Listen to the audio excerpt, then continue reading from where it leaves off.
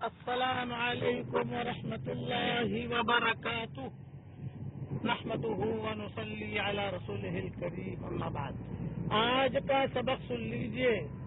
حضور صلی اللہ علیہ وسلم کی سیرت پارٹ نمبر 258 اور حضرت عمیر ابن وہب کا سلسلہ وار قصہ. اب عمیر ابن وہب یہ ہمیشہ دعا کرتے تھے کہ اے اللہ، صفوان ابن امیہ کو آپ نے ذریعہ بنایا میری ہدایت کا، اور مجھے ذریعہ بنا صفوان ابن امیہ کی ہدایت کا. تو عمر ابن وہب کہتے تھے میں ہمیشہ دعا کرتا تھا، اور وہاں صفوان ابن امیہ مکہ مکرمہ میں عمر ابن وہب کو گالیاں دیتے تھے. وہ کہتے تھے کہ کم بخت دھوکہ دے گیا، کم بخت دھوکہ دے گیا، پیسہ بھی لے گیا، تلوار بھی لے گیا، اور حضور کو قتل نہیں کیا، وغیرہ وغیرہ. مکہ مکرمہ فتح ہوا، حضور صلی اللہ علیہ وسلم فاتحانہ مکہ مکرمہ میں داخل ہوئے. تو ایک پوائنٹ ذہن میں رکھیے کہ جب مکہ مکرمہ فتح ہوا تو آپ نے ایک اعلان کیا تھا. ایک اعلان تو یہ کیا کہ فلاں فلاں فلاں فلاں وہ جہاں پر بھی پائے جائے قتل کر دیے جائیں، حرم میں پائے جائیں، کعبے میں پائے جائیں، کعبے کا پردے کے ساتھ یعنی چمٹے ہوئے پائے جائیں، انہیں چھوڑنا نہیں ہے. ان میں کچھ عورتیں بھی تھیں کہ جہاں پائی جائے ان کو قتل کرو، کیونکہ انہوں نے اسلام کا اور مسلمانوں کا بہت مذاق اڑایا ہے، وغیرہ وغیرہ. ان میں صفوان ابن امیہ بھی تھے، اور ان میں اکرمہ ابن ابی جہل بھی تھے وہ لسٹ میں. فتح مکہ کے موقع کے اوپر حضور صلی اللہ علیہ وسلم نے راستے میں خواب دیکھا، اور ام سلمہ ساتھ تھی. تو آپ نے ابھی ام سلمہ سے کہا کہ آج تو میں نے بڑا عجیب خواب دیکھا ہے. ام سلمہ نے فرمایا کہ بتائیے کیا خواب دیکھا. یہ فرمایا کہ ابو جہل کا بہت بڑا درخت ہے اور وہ جہنم میں ہے، اور اس کی کچھ ٹہنیاں جنت میں ہیں. اب یہ سمجھ میں نہیں آ رہا کہ ٹہنیاں جنت میں ہے کیا مطلب.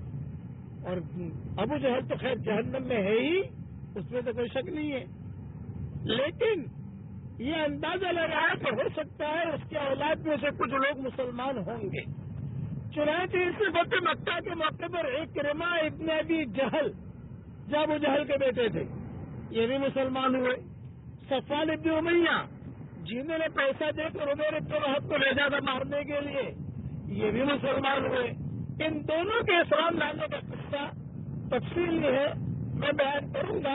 ابھی عمر ابن وہب اور صفوان ابن امیہ کا قصہ آپ سن لیجئے.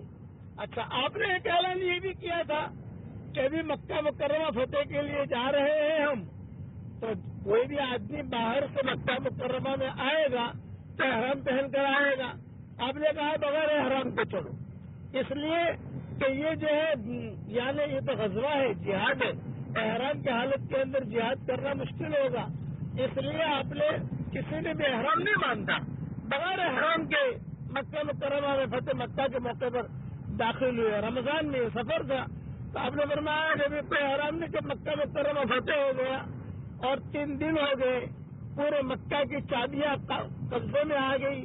اقباط مکہ فرماتے تھے کہ مکہ نے اپنے جگر گوشے ہمارے حوالے کر دیے.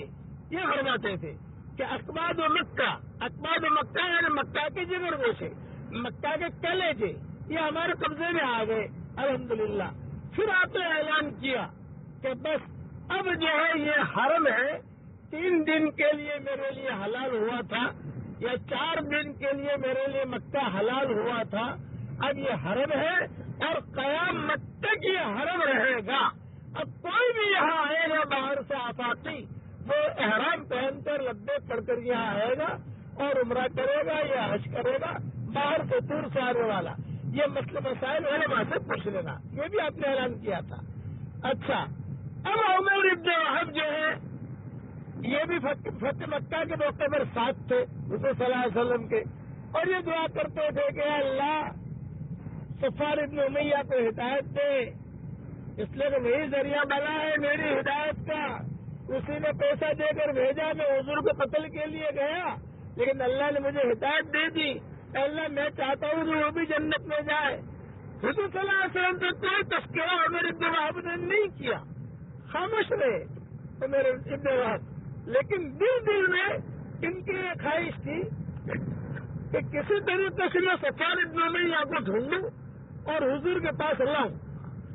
یہاں صفوان ابن امیہ کو پتا چلا کہ حضور صلی اللہ علیہ وسلم تشریف لا رہے ہیں فاتحانہ.